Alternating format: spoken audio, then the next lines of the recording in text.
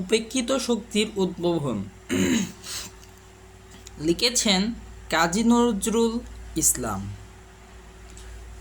হে মোর দুর্ভাগা দেশ, যাদের করেছ অপমান, অপমানে হতে হবে তাহাদের সবার সমান। আজ আমাদের এই নতুন করিয়া মহাজাগরণে দিন আমাদের সেই শক্তিকে ভুলিলে চলিবে না, যাহাদের উপর আমরা 10 আনা শক্তি নির্ভর করিতেছে।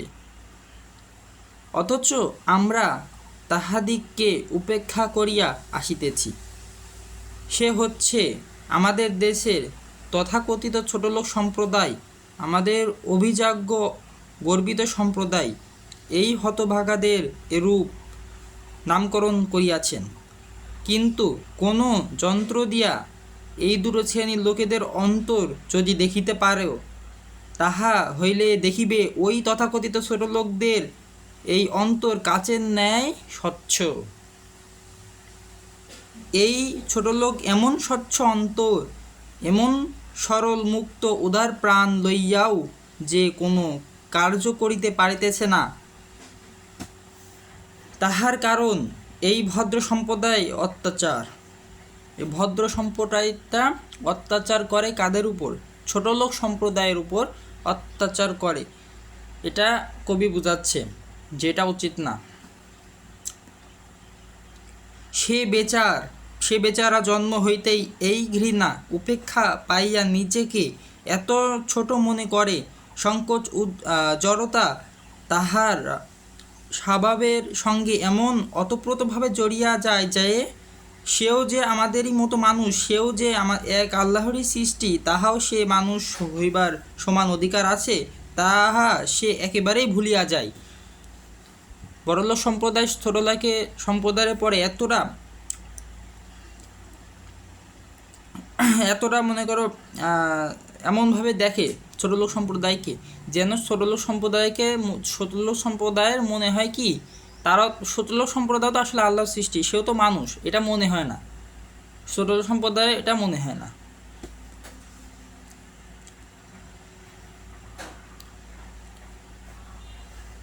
যদি কেউ এই উৎপীড়নের বিরুদ্ধে বিদ্রোহাচরণ করে, অমিনি আমাদের ভদ্রলোক সম্প্রদায় তাহার মাথায় প্রচণ্ড আঘাত করিয়া তাহাকে অজ্ঞান করিয়া ফেলে।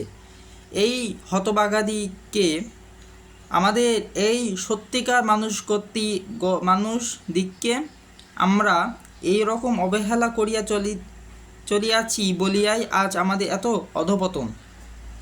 তাই আমাদের দেশে জনশক্তি বা গণতন্ত্র গঠিত হইতেই পারিতেছে না। হইবে কি রূপে? দেশের অধিবাসী লইয়া তো দেশ ও ব্যক্তির সমষ্টি তো জাতি। আর সে জাতিকে যদি দেশের জাতি সকলে বুঝতে না পারে, তবে তাহারা উন্নত আশা করা আর আকাশে অট্টালিকা নির্মাণের চেষ্টা করা একই কথা।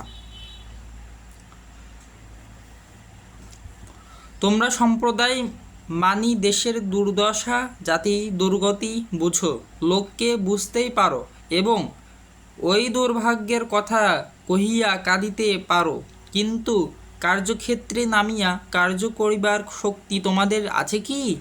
না, নাই। এই কথা যে নিরেট সত্য, তাহা তোমরাই বুঝো। কাজেই তোমাদের এই দেশকে জাতিকে উন্নত করিবার আশা ওই কথাতেই শেষ হইয়া যায়।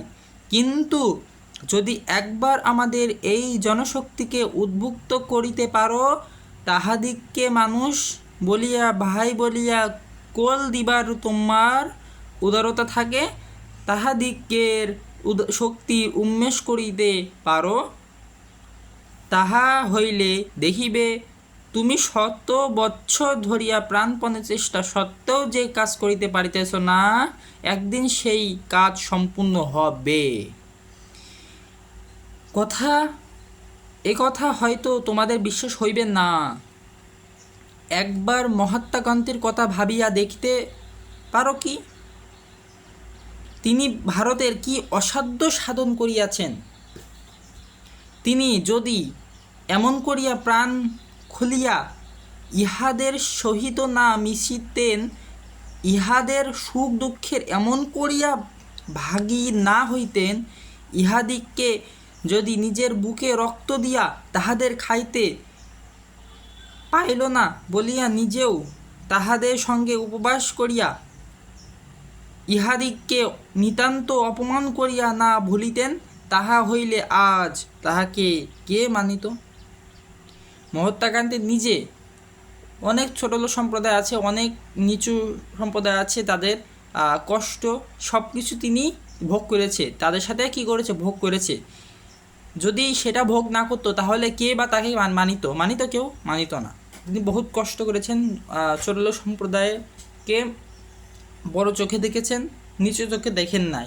কিন্তু অনেক বড়লোক সম্প্রদায় ছোটলোক সম্প্রদায়কে নিচু চোখে দেখে, বড় চোখে দেখে না, বা সমান চোখে দেখে না। এটাই কাজী নজরুল ইসলাম বিদ্রোহী কবি বলার চেষ্টা করেছেন এখানে। আচ্ছা, কে তাহার কথা কর্ণপাত করিত? মহাত্মা গান্ধীর কথা কে কর্ণপাত করিত? কে তাহার একটি ইঙ্গিতে এমন করিয়া বুক বাড়াইয়া মারিতে পারিত? তাহার অভিজাত গৌরব নাই? গৌরব আছে। পদ গৌরবের অহংকার নাই? অনায়াসে প্রাণের মুক্ত উদারতা লইয়া তোমাদের ঘৃণা এই ছোট লোককে বক্ষে ধরিয়া ভাই বলিয়া ডাকিয়াছেন। সেই আহ্বানে জাতিভেদ নাই, ধর্মভেদ নাই, সমাজভেদ নাই। সে যে ডাকার মতো ডাক, তাই নিখিল ভারতবাসী এই উপেক্ষিত হতভাগারা তাহার দিকে এত হাহা করিয়া ব্যগ্র বাহু মেলিয়ে ছুটিয়াছে। হাই, তাদের যে আর কেহ কখনো এমন করিয়া এত বুক ভরা স্নেহ দিয়া আহ্বান করেন নাই। এই মহা আহ্বানে কি তাহারা সাড়া দিতে না দিয়ে পারে?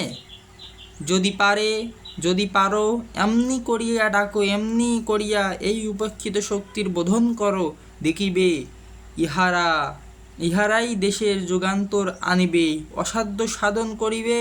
ইহাদিগকে উপেক্ষা করাবার, মানুষ লইয়া ঘৃণা করিবার তোমার কি অধিকার আছে? না। ইহা তো আত্মার ধর্ম নয়। ইহা আত্মার ধর্ম না। তাহার আত্মা তোমার আত্মার মতো ভাস্বর, আর একই মহা আত্মার অংশ। তোমার জন্মগত অধিকারটাই কি এত বড়? তুমি যদি এই চণ্ডাল বংশে জন্মগ্রহণ করিতে, তাহা হইলে তোমার মতো ভদ্রলোকের দেওয়া এই সব হতাদর, উপেক্ষার আঘাত, বেদনা, নির্মমতা একবার কল্পনা করিয়া দেখিতে পারিছ? ভাবিতে তোমার আত্মা কেমন শিউরে ওঠে না? আমাদের এই পতিত চণ্ডাল ছোটলোক ভাইদের বুকে করিয়া তাহাদিগকে অপমান করিয়া লইতে, তাহাদেরই মতো দিন বসন পড়িয়া তাহাদের প্রাণে তোমারও প্রাণ সংযোগ করিয়া উচ্চশিরে তার সম্মুখে আসিয়া দাঁড়াও, দেখবে বিশ্ব তোমাকে নমস্কার করিবে। এসো আমাদের উপেক্ষিত ভাইদের হাত ধরিয়া আজ বোধনবাসীতে সুর দিই। কিসের দুঃখ, কিসের দৈন্য, কিসের লজ্জা, কিসের ক্লেশ? সংক্ষিপ্ত, এটা আরও আছে। মূলত কবিতায় কবি পাঠে যা বোঝাতে চেয়েছে, যেটা বোঝাচ্ছে সেটা হচ্ছে কি, ভালো করে বুঝো। উপেক্ষিত শক্তির উদ্ভাবন শীর্ষক প্রবন্ধটি বাংলা একাডেমি থেকে প্রকাশিত কাজী নজরুল ইসলামের রচনাবলী জন্ম শতবর্ষ সংসার প্রথম খণ্ড থেকে সংকলন করা হয়েছে। তারপর বলেছে কি, অবিভক্ত ভারতবর্ষের পটভূমিতে লেখা প্রবন্ধটি সম্পন্ন করে পাঠ্যভুক্ত করা হয়েছে। এটি কাজী নজরুল ইসলামের যোগবাণী নামক প্রবন্ধ গ্রন্থের একটি রচনা। আলোচ্য প্রবন্ধে কাজী নজরুল ইসলামের সমবাদী মানসিকতা পরিচয় ফুটে উঠেছে, সাম্যবাদী সমান মর্যাদা ফুটে এসেছে, পড়ছে বুঝতে আমরা বলবো। আচ্ছা, একটি দেশের গণতন্ত্র প্রতিষ্ঠা ছোট বড় নিচু উঁচু ধর্ম জাতিগত বিভেদ দূর করা আবশ্যক। বিশ্বের বুকে মর্যাদাবান জাতি ও রাষ্ট্র গঠন করতে প্রতিটি দেশের মানুষগণ আমাদের সমাজ ও রাষ্ট্র জীবনে সুখ ও সমৃদ্ধি বিরাজ করবে। প্রবন্ধটি জাতি ধর্ম সমাজভেদের বিরুদ্ধে অবস্থান নিয়েছে কাজী নজরুল ইসলাম। এ প্রবন্ধ শ্রেণী ধর্ম জাতি ও সমাজভেদ মুক্ত বৈষম্যহীন রাষ্ট্র প্রতিষ্ঠা শিক্ষা দেয়। ওকে, আসসালামু আলাইকুম, ভালো থাকবো।